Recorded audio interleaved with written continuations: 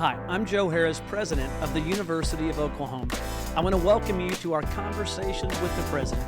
This platform gives me the chance to talk to some of the great people who make OU so special. Make sure you're subscribed to Conversations with the President, and you'll be the first to know when new episodes are released. Let's get started. All right, welcome to the show.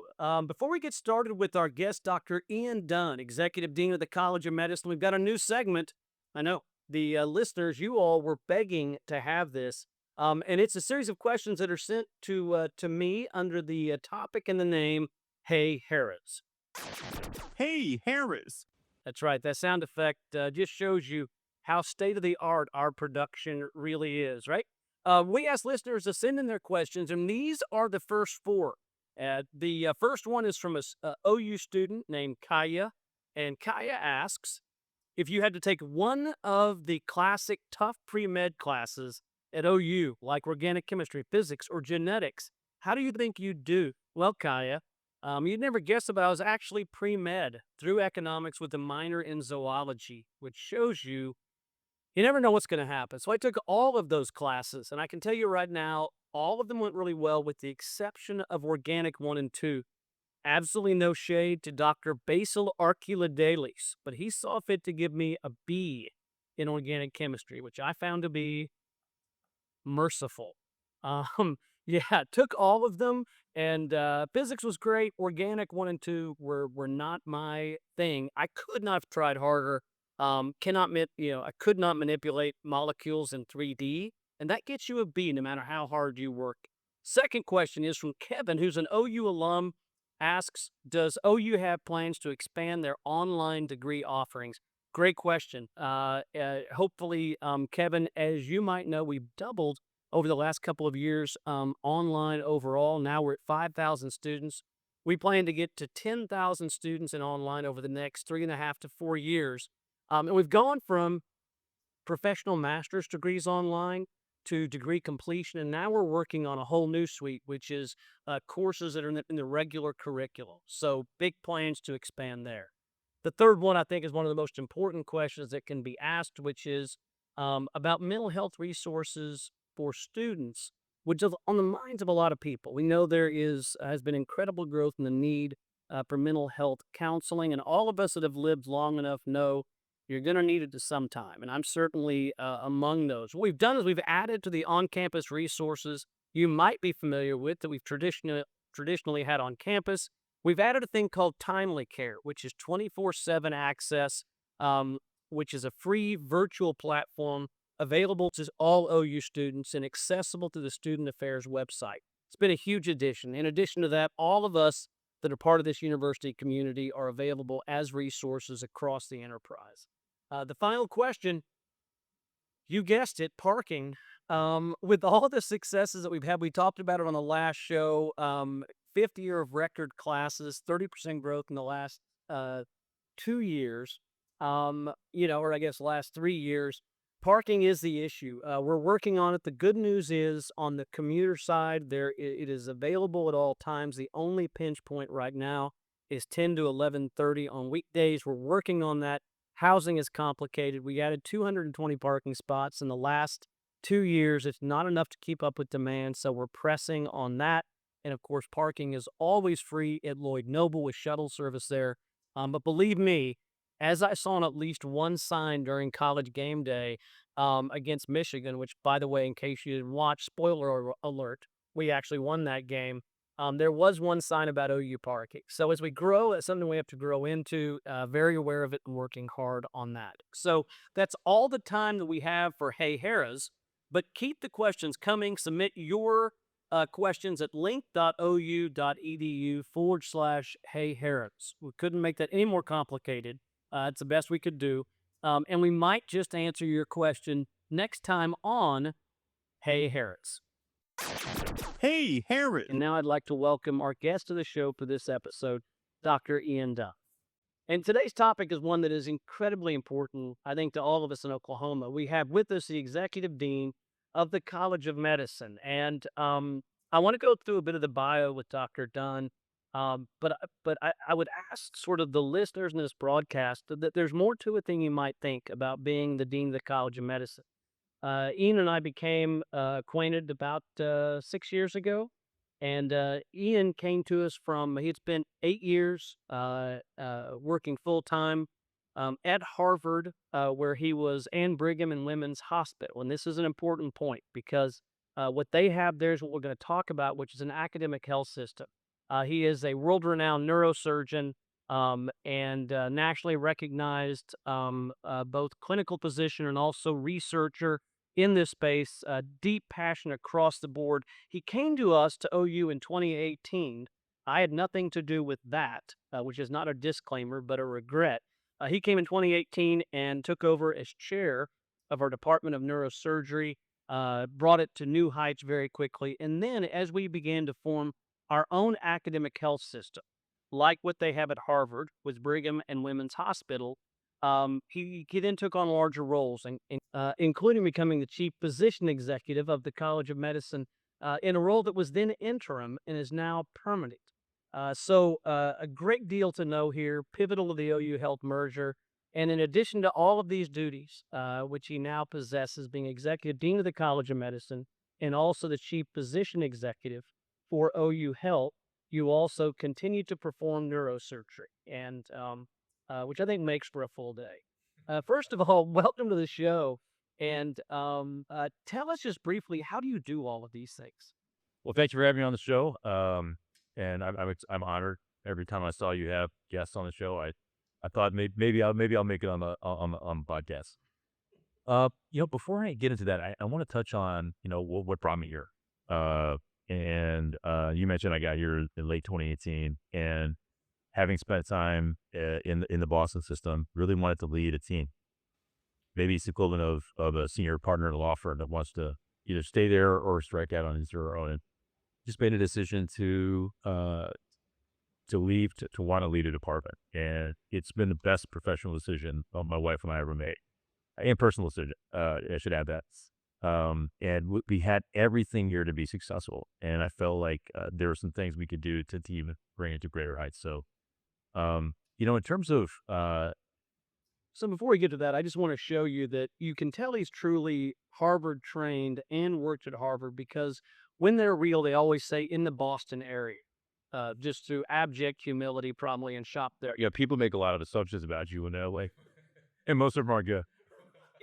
A solid 70%. Yeah. Yeah. I'm sorry. Go ahead.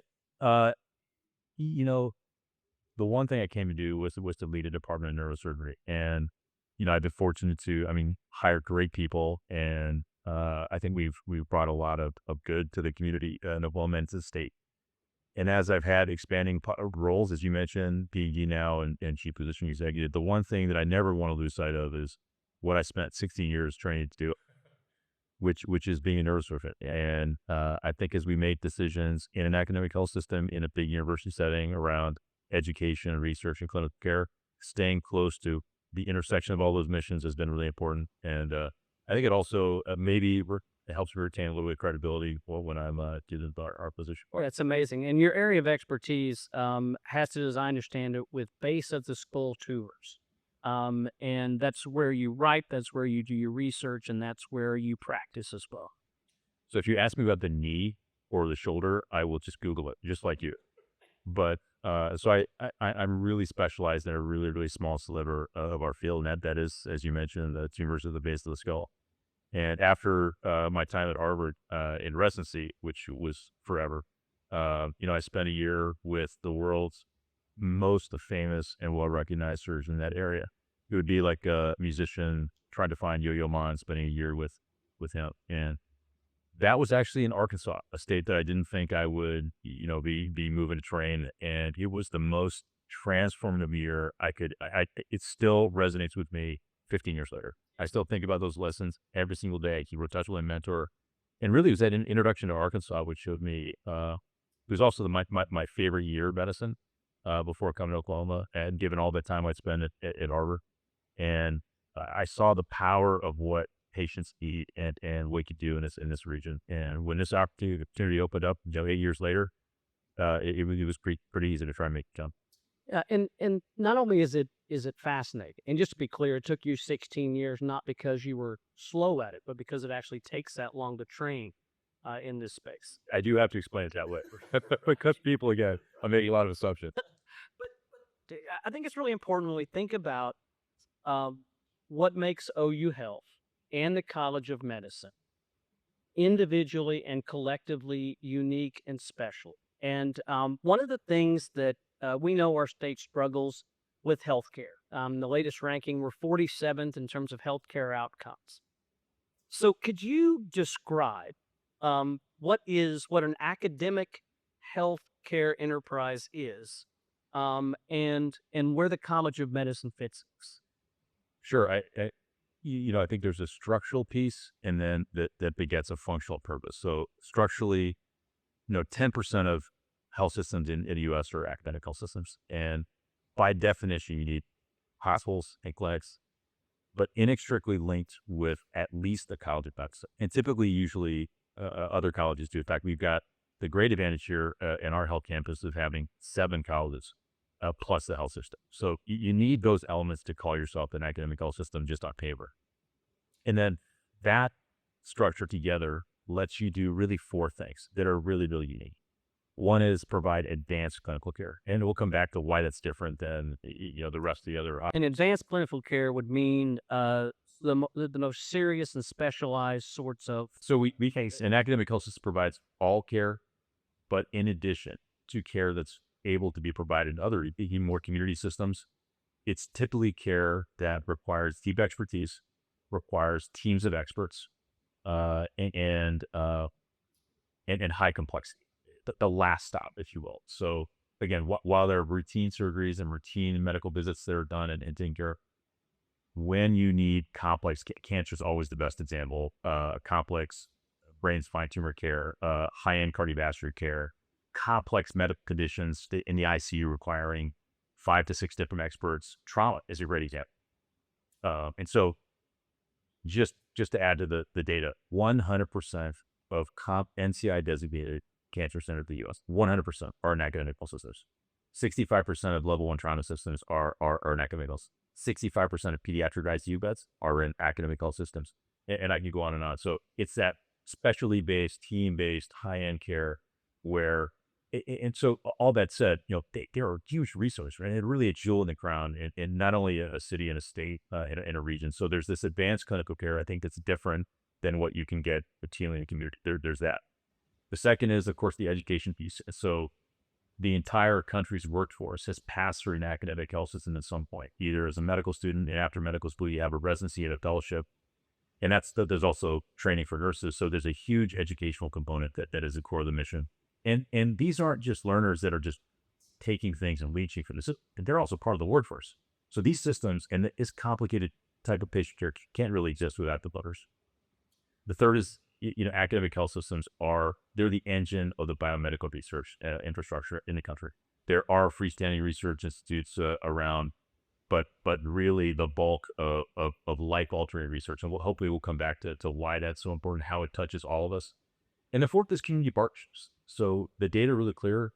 Health outcomes are better in academic health systems. What's really interesting too is that academic health systems have a responsibility to the community too. So outcomes in community systems that are adjacent to academic health systems are also better. And so we have responsibility to screening and education and to reaching and creating partnerships around the state. I think that's uniquely positioned in academic health systems there. Those 4 things are really complicated. And again, you need the university-based educational systems like colleges of medicine and other colleges with the health system, and that together is the academic health system. So we're the flagship academic health system in the state. And we have great relationships with other systems that are not academic because we serve slightly different purposes. Yeah, it's fascinating. We haven't had this in Oklahoma for maybe ever. And when you look at all of the names we know about, Right. When you look at Mayo, when you look at Brigham and Women's, where you were at Harvard, when you look at Hopkins, when you look at MD Anderson, every one of those is part of an academic healthcare system because you combine the research with the training, the greatest experts that are out there, and that highest end care. The other thing I would add is that the physicians you see at Mayo and a lot of Oklahomans that have resources and have options, Mayo's a popular destination. they're structured exactly the same way. So when you're seeing a physician at Mayo in the health system, that physician is a Mayo College of Medicine faculty. When you go to Hopkins, I just saw a patient a few weeks ago. They decided to drive there and come right back and going to keep her care with us. But you go there and you're in this well-named system, but you're seeing a Johns Hopkins School of Medicine faculty. When you go to OU Health, which is our care delivery arm of the academic health system, that's Stephen C. Cancer Center. It's the Children's Hospital. It's OU Medical Center. It's Head of Medical Center or clinics. Any physician-level care you receive at those institutions are all provided by College of Medicine, OU College of Medicine doctors. And how important is this to lifting the care of all Oklahomans in all 77 counties? Well, first of all, I think the type of care, when you get that care, I'll use a couple of our very back examples. When you see a College of Medicine faculty member, they often have deep connections nationally in their networks. So you're getting an opinion from a physician, but you're really getting leading edge opinion from the entire field by virtue of the networks and connections that being an academic faculty that provides. They're also writing about your condition and they're teaching about your condition. So they're actual experts in your condition. So to that degree, we're elevating the type of care you can receive when we make that care available. And I'd say that's really one of the huge responsibilities, I think, in the next phase of our academic health system is can we be more available? Can we share our value proposition with all of them? One of my favorite examples of where an academic health system provides care not available in community hospitals is Stevenson Cancer Center at OU Health. And I'm blown away by the numbers. And some states don't have any, like Arkansas. It doesn't have an NCI, doesn't have a cancer center. But if you go there, your odds of surviving beyond the first year are 25% greater. I mean, to me, that's a very graphic example. And the kind of care that you would receive there is research-based and involves research. Can you explain what that looks like? How do clinical trials statistics? Well, I think cancer is probably our best example of how research is used to everything that happens. And I think it's a mission statement. It's a research powered care delivered at Stevenson Cancer Center. But I'd say I might talk a little bit about the pipeline of research. So when we think about research, we think of basic. I don't mean basic like simple. Basic as in fundamental. Underlying mechanisms of disease. Then you have translational research, which it tries to take those underlying mechanisms and do they have applications to human disease like cancer? And you might talk about clinical research, which clinical trials would be a great example of that. So this translational research looks really compelling. Will it advance or extend survival or improve outcomes or reduce recurrence, for instance, in cancer patients, as an example? And the fourth type of research and Steve is a great example of this, we call health services research. That is a large kind of catch-all, and that's improving the systems of care delivery. They've just received a really large grant in the fall, improving cancer outcomes in Native American populations, multi-million-dollar grant. How can we influence and provide care in a better way to a population that has been disadvantaged when it comes to cancer outcomes? But a really good example, I think that's occurring right now, is the delivery of a very advanced type of immunotherapy to patients with cancer. And the ability to manipulate, understand how the immune system, which is evolved to fight what we call anti-self or fight infections or fight foreign antigens in the body, has been the understanding of how you can harness the power of the immune system to do that. So a few years ago, a culmination of decades of research was there is a mechanism that the immune system has to identify cancer cells. And cancer is really smart, so it's able to inhibit that mechanism. So some really academic health system-based research teams uncovered an inhibitor to essentially prevent cancer cells from suppressing the immune system, and that's advanced cancer care. And now we have things like chimeric antigen receptor T cell therapy, CAR T cell therapy, where your immune systems are removed from your body, and then re-engineer genetically to then identify cancer, and then reintroduce into your body. And that is the next wave and probably the most exciting thing that's happening in Stevenson Cancer Center right now. But that's all a result of research. That does not happen without the research. And that research is not happening somewhere else. That research is happening in the academic health system, in the colleges of medicine, in the university system, and then brought directly into patients around the country. Yeah, and part of the campaign that's launching right now around OU Health and having this academic health, I love the tag, Never done, never out. I do too. Yeah, and I mean that sort of summarizes it, right? That when other health systems that are not academic health systems tell you that's all they can do, the academic health system is where you go to find answers after you're told there aren't any more answers. And they may have had their first line trained elsewhere, and that's fine. In fact, that's mandatory and it has to happen because there's a place for really good community systems in the state and in the country, sure. But what we just described, immunotherapy, CAR T cell therapy, it's too complicated and requires too many parts and too many experts to be duplicated in every single system that's not academic. So it obviously has to stay. And then the system then develops an extreme level of expertise. What are the complications? What's unforeseen? What are unintended, positive consequences? So there's also learned experience, complicated treatments that really has to be consolidated. Yeah, it's stunning. So when you're not in someone's brain, when you're not helping run this clinical enterprise that provides unique healthcare, you also spend a lot of time with education itself. Tell me what are you doing that you find most exciting right now? You've been in this role as dean of the College of Medicine for 18 months now. As you look at it, what are you most excited about? The education, and I'll add the research front to it too. One of the things you mentioned you led with, we're 47th in health outcomes. And if we go a little deeper, we're also, and there are multiple explanations for why that is. And if we look at what variables can we control and what knobs could bounce when we start to turn, we're also 48th in number of physicians per capita.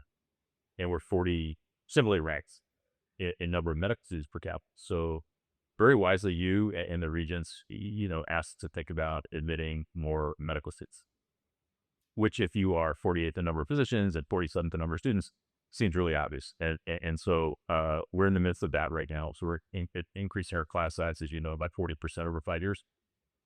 But that is all. That's a stunning number, 40% over 5 years. And you've already topped this year, the largest ever, which is 200 and 205. Yeah. Yep. And it'll be bigger next year, bigger the year after that.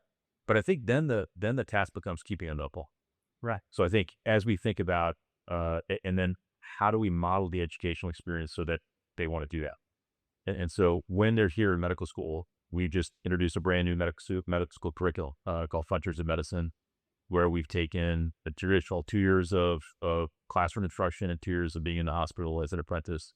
We made that 18 months, and it's not all lectures anymore. It's active learning, small group sessions, very, very time intensive for faculty. But that's really how medicine's done and how it's learned. So, and it's really consistent with contemporary systems of other countries. So when you come here, when the increased number of students come, they'll experience the curriculum in a different way. And the other thing, really think about how do we make it really attractive for that larger number of students to become residents? Because as you know, after medical school, that's not enough. You got the shortest way to become an in position is a 3-year residency. So we want as many students in Oklahoma as possible to stay here for residency. 75% of students that also do the residency in Oklahoma will stay in Oklahoma. So and that's longer time you stay here, the longer period will want to stay in practice. So to address that position shortage, we want to admit more students, have great experience, lock them in for residency, and have them stay here at Oklahoma. So I think we're adding an innovative education, but not just for that, but also so they have a wonderful experience and they're as the best trained as they could be. So I'm really excited about, and those are all really big tasks that our teams have worked on for years, and I'm excited about that. I will also add, we have our regional campus in Tulsa, School of Community Medicine, and they're a little smaller, but that's allowed them to be more nimble. So they're doing something really interesting, which we're gonna emulate, which is they have a track of students that aren't doing 4 years of medical school, we're doing 3.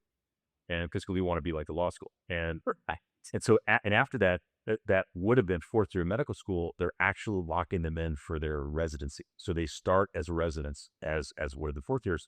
And that's a really incredible way of cementing that pipeline from medical student to residency to back to direct quality. So we plan to roll something like that out within the next 2 years.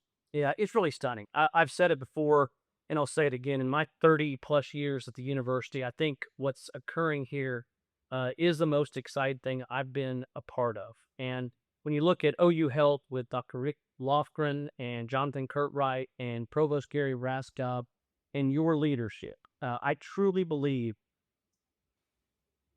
tens, if not hundreds of thousands of Oklahomans in all 77 counties. We're going to reduce their suffering. We're going to reduce number of unnecessary deaths. I love in the strategic plan where our ambition is to decrease deaths by cancer in the next 5 years by 10%, reduce deaths by complications related to diabetes by 30%. We're going to increase the workforce, as you've indicated, certainly of physicians by 42% over the next several years, which is the fastest we can grow under accreditation standards. We've already doubled the number of nurses from 300 to over 600 we're graduating a year. I mean, this is how you lift the healthcare of an entire state. And I cannot thank you enough for your role in it. Well, I I'm think sorry. other people are seeing what we're doing under your leadership, and so we've been really successful in bringing new leaders to Oklahoma that may not have thought about continuing their careers here. And so when you infuse what we have here already with outside talent, outside ideas, it's possible.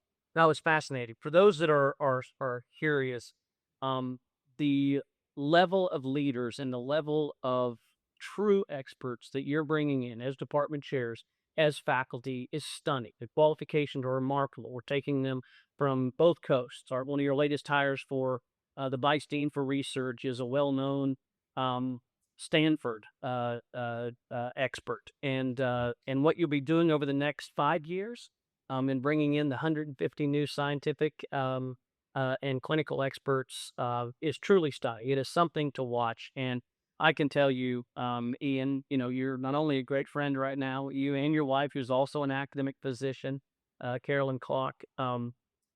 We know you could be anywhere, and you have been to the most prestigious places. What you're doing here is changing the lives of this state, the entire region, and I've got endless gratitude for you. So thank you. I appreciate that. And I think the training might have been worth it, even though it took you that long.